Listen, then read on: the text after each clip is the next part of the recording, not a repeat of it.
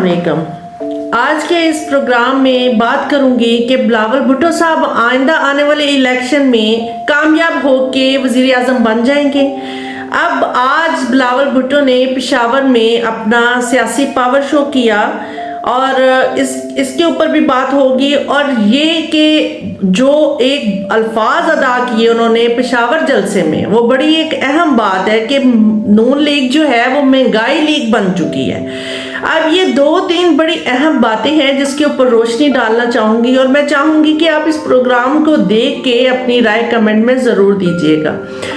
अब बात कुछ यूं है कि बिलावल भुट्टो साहब नो डाउट कि हमारे मुल्क में हम चाहते हैं कि कोई नया चेहरा आए, कोई यूथ की आवाज़ बने, इसमें कोई शक नहीं है। लेकिन ये बात जो कि बिलावल भुट्टो साहब, मैं समझती हूँ उनका अपना कोई विजन नहीं है, वो बिल्कुल भी सियासत में अभी इतने मैच्योर नहीं है। ये गैर संजीदा बात होगी कि अगर हम कहें कि वो आने वाले वक्त में पाकिस्तान के प्राइम मिनिस्टर बन जाएंगे, और पाकिस्तान को कैसे माशी बदहाली से निकालना है, पाकिस्तान के मसाइल क्या हैं, कॉमन पीपल के मसाइल क्या हैं। फिर एक नारा जो कि भुट्टो ने पहले इंट्रोड्यूस करवाया था, रोटी कपड़ा और मकान। अब जो बिलावल भुट्टो ने नारा इंट्रोड्यूस करवाया है कि भूख मिटाओ। अब पंजाबी के एक मुहावरा इस नारे से याद आता है कि परोठा कहन ना ढिड नहीं भरदा। तो अब बिलावल भुट्टो साहब ने ये जो बात कही है, ये नारों से, स्लोगन से आवाम का पेट नहीं भरना, इसके लिए कुछ अमली तौर पे करना पड़ेगा।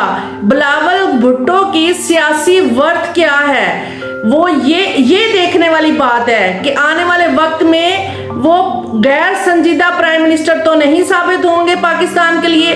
पाकिस्तान एक लेबोरेटरी नहीं है कि किसी भी बंदे को वज़ारत उज़्मा पे बिठाया जाए और उसको पाकिस्तान को प्रैक्टिकल करने के लिए पेश कर दिया जाए।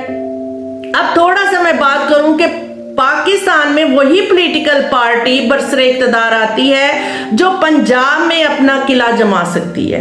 पंजाब में जो ज्यादा सीटें ले जाएगा वही इंसान बरसरे इक़्तिदार आएगा, वही पॉलिटिकल पार्टी बरसरे इक़्तिदार आएगी। इस वक्त चॉइस आवाम के पास कोई नहीं है। लास्ट जनरल इलेक्शन में अवाम के पास एक चॉइस थी कि वो प्राइम मिनिस्टर इमरान खान की सूरत में, लेकिन इस बार जो है वो चॉइस नहीं है। थोड़ा सा मैं ये मजीद इस पे रोशनी डालती चलूं कि इस वक्त पीपल्स पार्टी की करंट सिचुएशन क्या है, उनकी वर्थ क्या है, पब्लिक में उनकी कितनी पजीराई है। अगर हम परसेंटेज के हिसाब से देखें तो पंजाब में 1% सिर्फ पीपल्स पार्टी की वर्थ दिखाई दे रही है।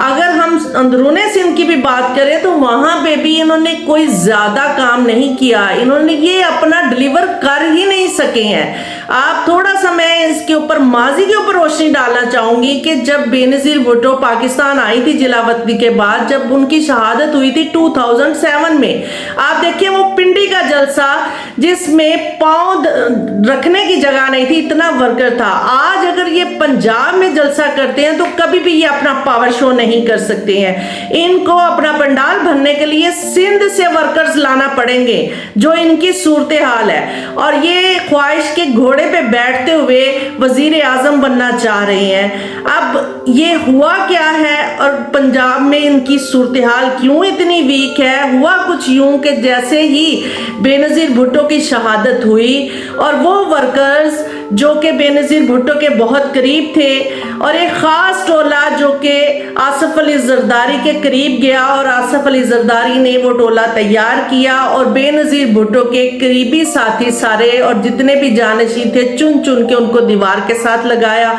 और वो टोला जो है वो उन्होंने बहुत ज़्यादा मुराद भी ली और काम भी किए। और फिर उससे क्या हुआ कि वर्कर बुरी तरह इग्नोर हुआ, जिसकी वजह से पीपल्स पार्टी की वर्थ जीरो हो गई पंजाब में, और वर्कर जो है उनको ऑब्लाइज करती थी बीबी बेनजीर भुट्टो।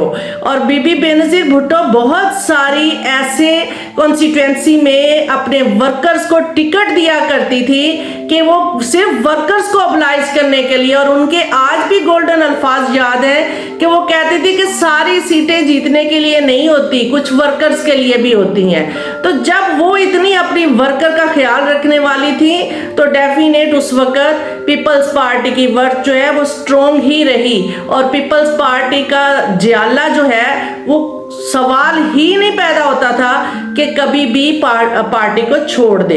अब जैसे ही बीबी बेनजीर भुट्टो की शहादत हुई और उनके साथ जिस तरह का सौतेला सलूक किया गया, उसके बाद इनके पास झंडा उठाने वाला वर्कर नहीं बचा और उनको बिल्कुल साइड करा दिया गया। उसका नतीजा ये हुआ कि उस नतीजे की सूरत में पीटीआई वजूद में आई और सारा वर्कर जो है वो उस जमात में चला गया। ये इनकी अंदरूनी पीपल्स पार्टी की कहानी है।